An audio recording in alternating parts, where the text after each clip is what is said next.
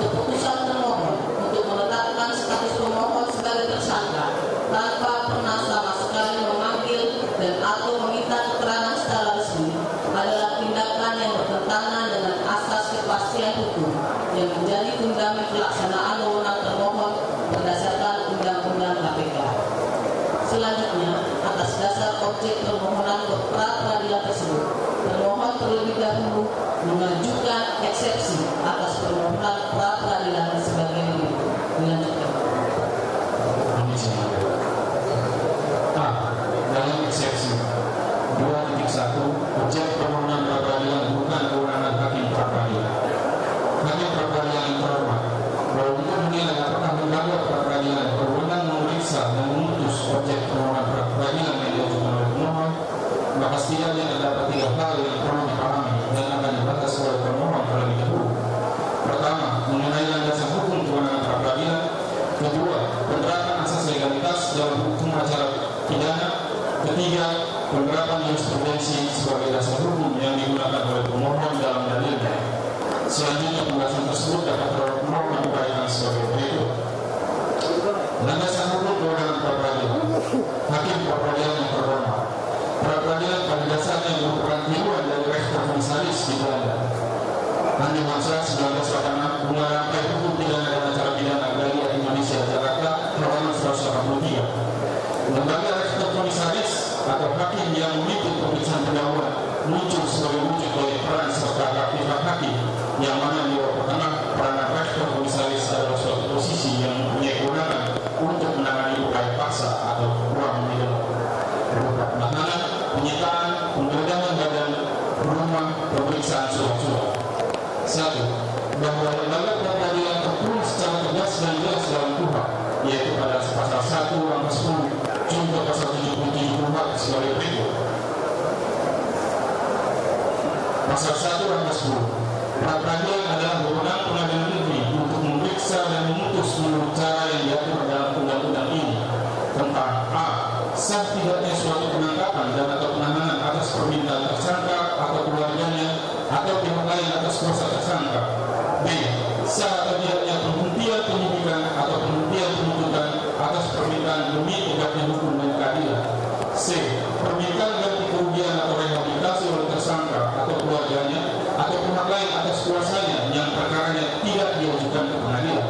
Selanjutnya dalam pasal 77 KUHP dinyatakan pengadilan negeri berwenang untuk memeriksa dan memutus sesuai dengan ketentuan yang diatur dalam undang-undang ini tentang a.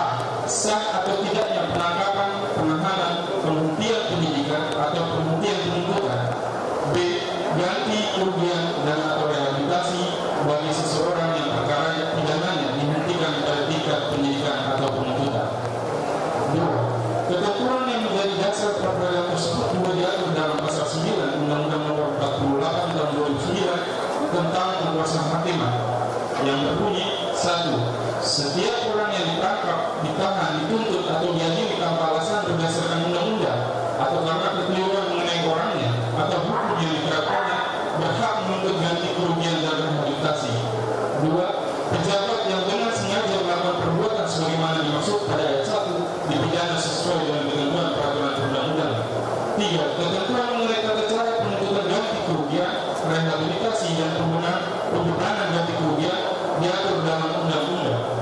Penerapan lebih lanjut terhadap pasal 9 Undang-Undang Kekuasaan Kehakiman tersebut berpedoman pada ketentuan yang diatur dalam pasal 77 sampai dengan pasal 83 KUHP dan pasal 95 ayat 1 dan ayat 2 KUHP. Berdasarkan penjelasan di atas, maka harus dipahami bahwa kewenangan pra-peradilan hanyalah menguji dan menilai tentang kebenaran dan ketepatan tindakan upaya paksa yang dilakukan penyidik dan penuntut umum dalam hal menyangkut ketepatan penangkapan, penahanan, penghentian penyidikan dan penuntutan serta ganti kerugian dan rehabilitasi. 3. Bahwa perlu dipahami pula lahirnya hukum acara pidana nasional yang modern sudah lama didambakan oleh semua orang. Masyarakat menghendaki hukum acara pidana yang dapat memenuhi kebutuhan hukum masyarakat yang sesuai dan selaras dengan Pancasila dan Undang-Undang Dasar 1945. KUHP boleh dikatakan telah membangkitkan optimisme harapan yang lebih baik dan manusiawi dalam pelaksanaan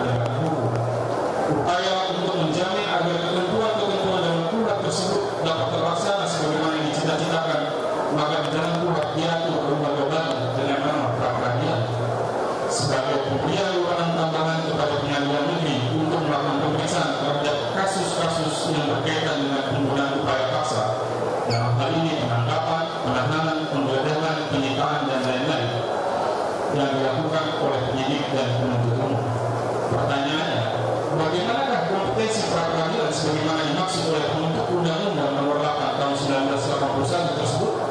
Hal ini akan kami jelaskan selanjutnya di bawah ini. 4. Bahwa berdasarkan pendapat dari S. Broto, ruang lingkup kompetensi pra-peradilan bersifat limitatif, yaitu sebagaimana yang telah ditentukan dalam pasal 77 huruf A dan B KUHP dan pasal 95 KUHP. S. Broto 1983 peranan pra-peradilan dalam hukum acara pidana Alumni Bandung halaman 74 menyebutkan: 1. Memeriksa dan memutus sah atau tidaknya penangkapan dan penahanan. 2. Memeriksa dan memutus sah atau tidaknya penghentian penyidikan atau penghentian penuntutan. 3. Memeriksa dan memutus ganti kerugian dan atau rehabilitasi bagi seorang yang perkara pidananya dihentikan pada tingkat penyidikan atau penuntutan. 4. Memeriksa dan memutus terhadap tuntutan ganti kerugian yang diajukan oleh tersangka atau ahli warisnya atas penangkapan atau penahanan serta tindakan lain tanpa alasan yang berdasarkan undang-undang atau karena kekeliruan mengenai orang atau hukum yang diterapkan. 5. Memeriksa dan memutus permintaan rehabilitasi yang diajukan oleh tersangka atas penangkapan atau penahanan tanpa alasan berdasarkan undang-undang atau kekeliruan mengenai orang atau hukum yang diterapkan yang perkaranya tidak diajukan ke pengadilan negeri. 5. Bahwa berdasarkan pasal 77 KUHP, maka disimpulkan oleh Faisal Salam yang menjadi alasan untuk mengajukan suatu perkara sebagai perkara pra-peradilan, yaitu 1. Mengenai sah tidaknya penangkapan penahanan sebagaimana diatur dalam pasal 16 sampai dengan pasal 31 KUHP. 2. Sah tidaknya penghentian penyidikan atau penuntutan, dalam hal ini penghentian penyidikan atau penuntutan. 3. Tindakan lain. Adapun yang dimaksud dengan tindakan lain di sini yaitu tindakan-tindakan upaya hukum atau buang minum lainnya seperti pemasukan rumah, penggeledahan, penyitaan barang bukti, surat-surat yang dilakukan secara melawan hukum dan menimbulkan kerugian materi. Tindakan lain ini dimasukkan dalam pasal 95 ayat 1 KUHP secara rinci dapat dilihat dalam penjelasannya yang menyatakan kerugian yang ditimbulkan oleh pemasukan rumah, penggeledahan dan penyitaan yang tidak sah menurut hukum, termasuk penahanan tanpa alasan ialah penahanan yang lebih lama daripada pidana yang dijatuhkan. Mengapa harus ditafsirkan demikian? Karena telah secara jelas dan tegas sebelumnya disebutkan bahwa kewenangan pra-peradilan adalah melakukan pemeriksaan secara yuridis terhadap suatu upaya paksa. Pertanyaannya, apakah penetapan sebagai tersangka terhadap pemohon dalam kasus akuo termasuk dalam kualifikasi suatu upaya paksa? Kami merasa tidak demikian.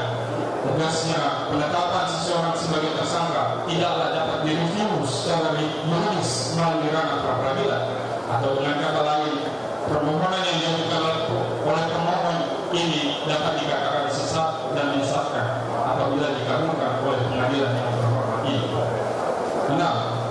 Bahwa dalil termohon tersebut sejalan pula dengan pandangan Mahkamah Agung RI yang menyatakan secara limitatif kewenangan pra-peradilan sebagaimana termuat dalam pedoman pelaksanaan tugas dan administrasi pengadilan dalam 4 lingkungan